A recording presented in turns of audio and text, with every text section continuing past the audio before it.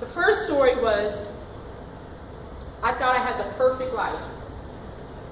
I thought my life was perfect. I graduated with my legal studies, with my bachelor's degree.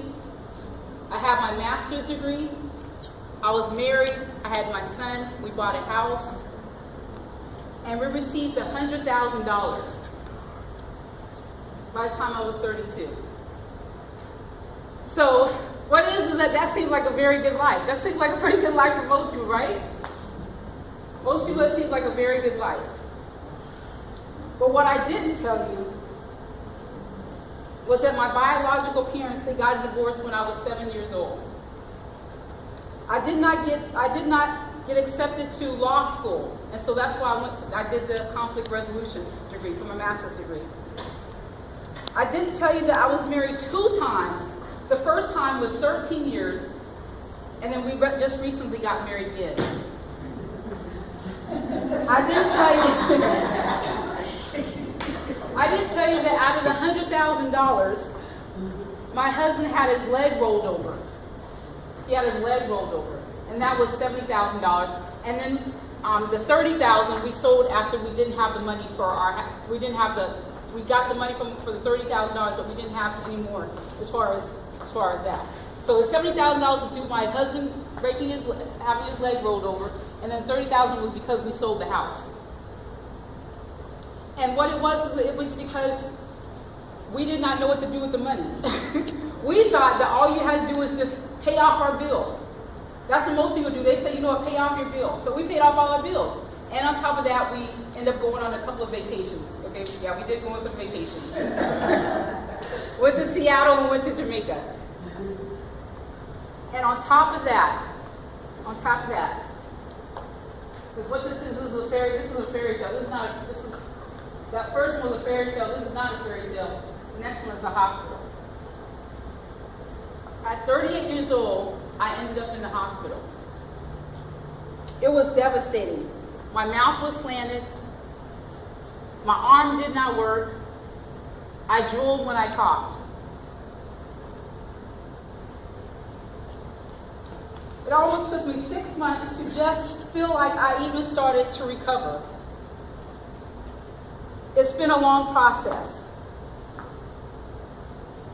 But what it was that during that time, I did go back to work, but they did not think that I could talk while I was working there. So they didn't think I could talk. And I think maybe after the second year, I started talking. So they knew I knew how to talk, because I started talking the second year. And even though it's been 5 years, I still have a lot of reactions as far as the stroke. And what it is the best thing about is coming here is that the doctors, they said a stroke can last a lifetime. That's the best thing for me, because I thought something was wrong with me.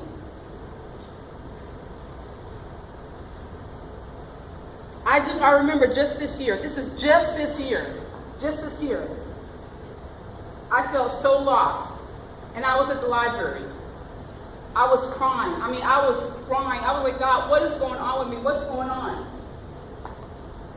I said, what is going on with me? And what it was is that it was my friend Shanta. She just so happened to call me. This girl, she called me right at the right time. And she said it so calmly and reassuring. She says, Drina, you have so much going for you. You recovered from a stroke.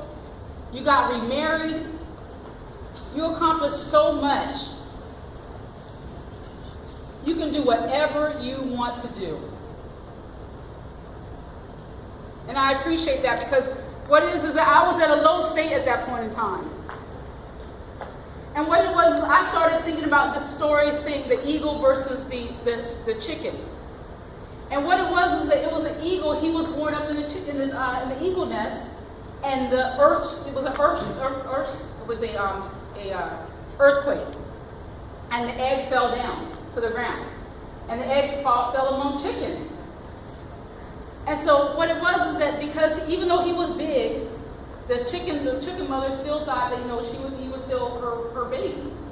So what it was is that it broke open, And even though his arms was big and everything, the chicken still thought that he was, it was her son. So when he broke up, when the egg broke out, he was like walking around and stuff like that. He's like, oh my God. He was like, there was something flying up there. He said, oh my gosh, what is that? He said, what is that? Oh my gosh.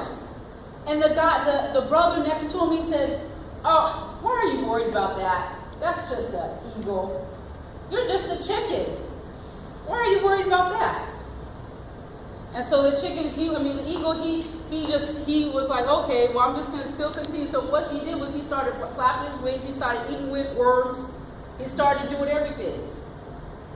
And then another day, there was another eagle. He kept flapping around. And he said, what is that? He was like, God, I want to be an eagle. I want to be an eagle. And basically, he looked at his brother, and his brother said, would you stop looking at that eagle? You're just a chicken. And so what it was is that this person, he started feeling down. And it was just like me. I didn't know what to do with my finances. Everyone knows that, right? I didn't know as much as other people. I didn't even know how to talk. I didn't know a lot of stuff. But once I started reading books and learned how I really should be, I was beautiful. Just like you. I was caring. And I was loving. And it helped talking to Shanta a lot too. All the things you were supposed to think about, all the things I was supposed to think about myself. This is when I started coming out. I started coming back to myself. Then I started talking to my cousin, my mentor. That's the one over there with the picture of the I started talking to my cousin.